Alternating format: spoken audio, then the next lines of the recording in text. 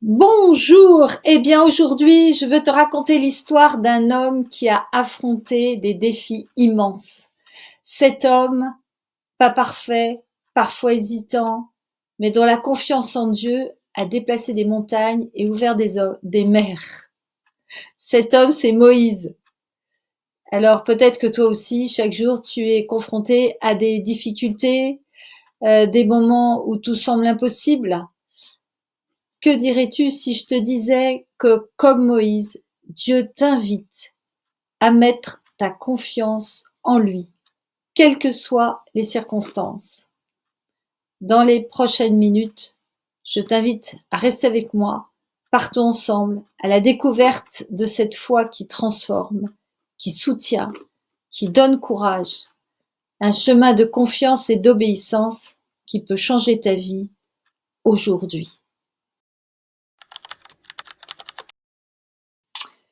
Alors voilà, Moïse, un homme ordinaire, une mission extraordinaire. C'est un homme qui aussi m'a beaucoup impacté. J'ai dévoré les livres dans la Bible qui parlent de Moïse et j'ai trouvé que c'était une personnalité très intéressante, confrontée aussi à des défis, mais qui a persévéré. Alors, allons un peu plus loin avec Moïse. Moïse n'était pas un héros dès le départ. C'était un homme comme tant d'autres, avec ses faiblesses, ses doutes, ses peurs. Pourtant, Dieu l'a choisi pour libérer son peuple de l'esclavage. Moïse a affronté l'impossible, non pas par sa propre force, mais par une confiance inébranlable en Dieu. Dans nos propres défis, ce n'est pas la taille de nos forces humaines qui compte, mais la grandeur de notre foi. Ce n'est pas ce que nous avons fait, mais c'est ce que Dieu fait à travers nous qui change le monde. Alors, regardons déjà au démarrage comment ça s'est passé pour Moïse. Moïse rencontre Dieu au buisson ardent. Nous voyons un Moïse perplexe. Mais en même temps, j'aimerais faire une petite parenthèse dans le sujet de la confiance parce que il y a des versets au chapitre 3 du livre de l'Exode qui sont très révélateurs de la nature de Dieu, du cœur de Dieu et du cœur plein de miséricorde de Dieu. Parce que il dit, donc c'est au chapitre 3, l'Éternel dit « J'ai vu la souffrance de mon peuple qui est en Égypte, j'ai entendu les cris que lui font pousser ses oppresseurs, car je connais ses douleurs. Je suis descendu pour le délivrer. » Voilà, alors ça c'est une petite remarque pour t'inviter aussi à prendre en compte ce côté miséricorde de Dieu qui entend, qui écoute, qui voit la souffrance de son peuple et de ses enfants bien-aimés. Toi, si tu traverses une période difficile actuellement, eh bien, Dieu t'entend. Et donc, Dieu lui dit, eh bien, va, je t'enverrai auprès de Pharaon et tu feras sortir d'Égypte mon peuple, les enfants d'Israël. Et ben voilà. Donc, j'imagine, quand Moïse a entendu ça, il a dû se sentir complètement dépassé. Et d'ailleurs, il répond, mais qui suis-je pour aller vers Pharaon et pour faire sortir d'Égypte les enfants d'Israël? Nous voyons que là, eh ben, il doute, il tremble, il se sent insuffisant et d'ailleurs, il rajoute, Seigneur, je ne suis pas un homme qui ait la parole facile. Et ce n'est ni d'hier, ni d'avant-hier, ni même depuis que tu parles à ton serviteur, car j'ai la bouche depuis embarrassée. Exactement, voilà. J'ai la bouche et la langue embarrassée. Donc probablement que Moïse bégayait. On peut pas dire qu'il était particulièrement à son aise pour parler en public. Hein. Donc il doute, et puis surtout pour parler à quelqu'un, au pharaon, donc l'homme éminent de l'Égypte. Il doute, il tremble, il se sent insuffisant. Et cette peur qu'on peut qualifier de légitime révèle aussi notre nature humaine, hein, la prise de conscience de nos faiblesses face aux grandes missions que Dieu nous confie. Pour exemple, quand le Seigneur a commencé à m'envoyer parler à des assemblées sur la miséricorde, il y a bientôt 30 ans maintenant, plus de 25 ans tous les cas, j'étais timide. Je n'aimais pas parler en public, j'étais pas à mon aise, voilà. Bon, le Seigneur m'a envoyé. Le Seigneur ne choisit pas les plus compétents, mais choisit ceux qui ont le désir de lui obéir, d'avancer, de faire ce qu'il demande, de s'appuyer complètement sur lui. Et c'est ce que nous retrouvons aussi chez Moïse. Hein. Dieu ne le laisse pas seul, il lui promet sa présence. Et Dieu le rassure et lui dit dans Exode 3, verset 12, « Je serai avec toi ». Donc, cette promesse n'est pas une simple formule, mais un véritable engagement de Dieu. Et ce n'est pas par ses propres forces que Moïse doit agir, mais avec et dans la présence de Dieu que sa mission va se réaliser, va pouvoir se réaliser. Donc, Moïse, malgré ses réticences, choisit de croire à cette parole et de répondre à l'appel. Ce moment nous montre que Dieu ne nous choisit pas parce que nous sommes parfaits, c'est un bon exemple aussi, mais parce que il veut agir en nous, à travers nous. Et puis, Moïse va rencontrer des obstacles multiples. Son parcours est marqué par des épreuves nombreuses. Le rejet, la dureté de Pharaon, le rejet de son propre peuple parfois, la solitude, les difficultés du désert, les découragements. Et lorsque Pharaon refuse de laisser partir les Israélites, d'ailleurs, Moïse doit persévérer malgré les portes closes. En plus, Pharaon va rajouter des épreuves aux Israélites, il va les éprouver encore plus. On va pas ne leur fournissez pas de paille pour faire les briques, exigez qu'ils fassent les briques dans la même quantité, et en fait, sans leur donner les matériaux nécessaires. Donc, c'est à eux d'aller chercher les matériaux. Voyez? Et donc, Moïse va crier vers Dieu, d'une certaine manière. Et il va lui dire, mais pourquoi, Éternel, pourquoi tu fais du mal à ce peuple? Pourquoi m'as-tu envoyé? Depuis que je suis allé vers Pharaon pour parler en ton nom, il a fait du mal à ce peuple et tu n'as sauvé ni ton peuple, ni rien. Voilà. Ça, c'est dans Exode chapitre 5, verset 22-23. Mais c'est précisément dans ces moments que sa confiance en Dieu se fortifie, car il sait que seul Dieu est le maître de l'histoire. Et au cœur de ce combat, sa foi va grandir. La puissance de sa foi active, eh bien, c'est ce que nous allons voir quand Dieu accomplit l'impossible. Donc, Moïse n'est pas resté passif dans l'attente. Il agit dans la confiance, suivant les instructions divines, accomplissant miracle sur miracle. Le moment symbolique du passage de la mer Rouge montre cette confiance vécue. Il est écrit « Moïse étendit sa main sur la mer, et l'Éternel refoula la mer toute la nuit par un vent d'Orient qui souffla avec impétuosité, et il mit la mer à sec, et les eaux furent fendues. Les enfants d'Israël entrèrent au milieu de la mer à sec, et les eaux formaient comme une muraille à leur droite et à leur gauche. » C'est Dieu qui ouvre le chemin. Mais Moïse a osé tendre la main, témoignant d'une foi en action. Cette scène nous rappelle que Dieu fait des chemins là où il n'y en a pas.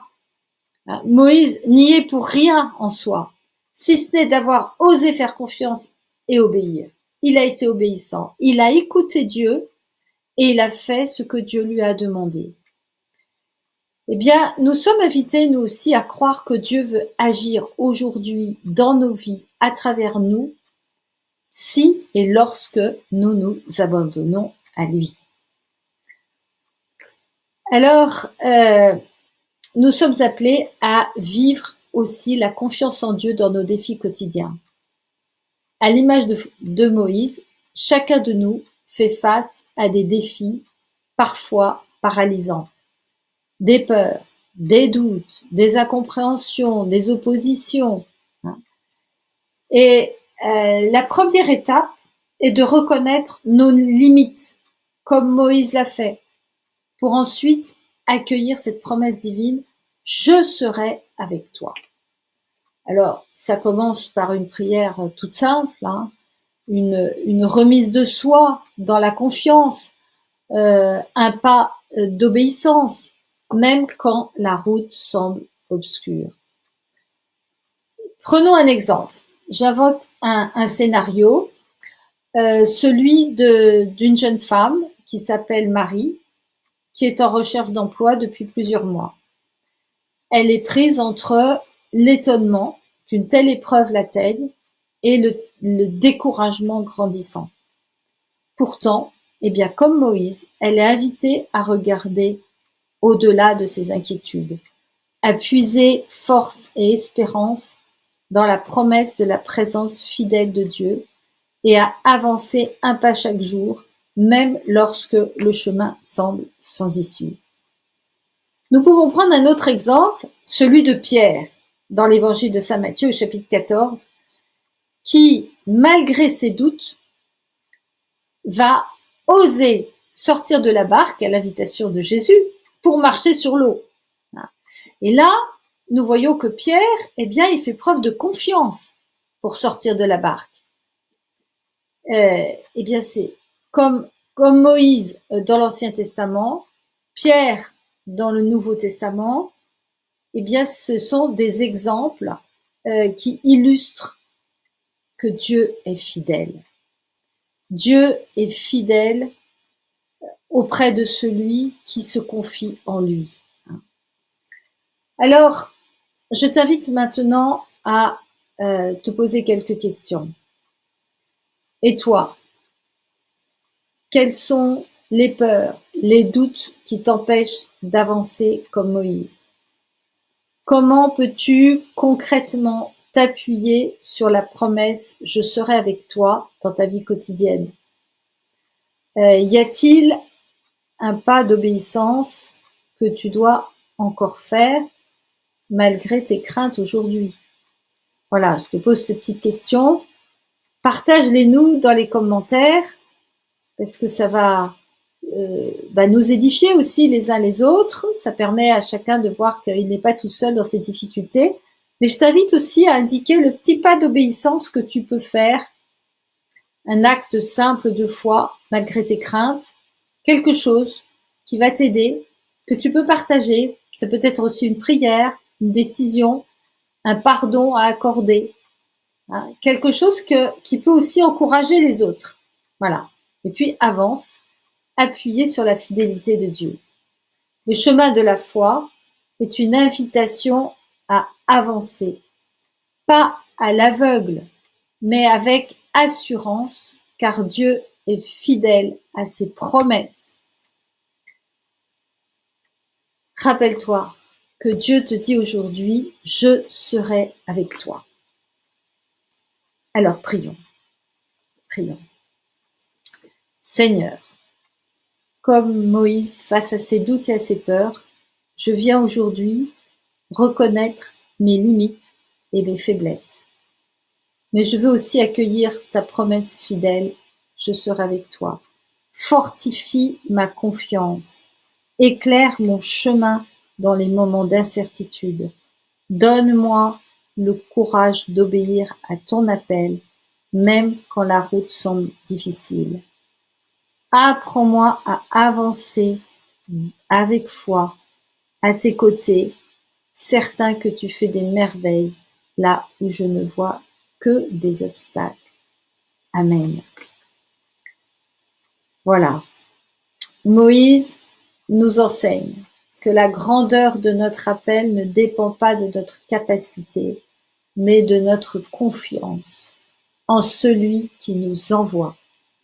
Nous pouvons, comme lui, être confrontés à des montagnes infranchissables, à des mers infranchissables, mais la présence de Dieu transforme l'impossible en victoire. Dans chaque défi, nous sommes invités à tendre la main, comme Moïse l'a fait face à la mer Rouge, en étendant notre confiance, en manifestant notre confiance, que cette confiance devienne notre force, notre lumière au milieu des ténèbres. Avançons sans peur, car celui qui nous appelle ne nous abandonnera jamais. Face à l'impossible, ne fuyons pas. Glorifions Dieu en osant avancer, en priant, en agissant. Eh bien, merci.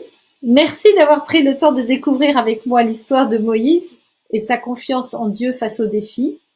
Souviens-toi, quel que soit le poids qui t'accable, tu n'es jamais seul. Dieu te dit aujourd'hui, comme à Moïse, je serai avec toi. Il a été avec Moïse et moi aussi, il m'a conduit et ce Moïse m'a édifié. Cette façon de vivre de Moïse m'a édifié. Alors, si ce message t'a touché, n'hésite pas à le partager et à laisser un commentaire pour que nous puissions échanger ensemble. Abonne-toi pour ne pas manquer les prochains enseignements qui te soutiendront dans ta marche spirituelle. N'oublie pas de liker, d'activer les notifications.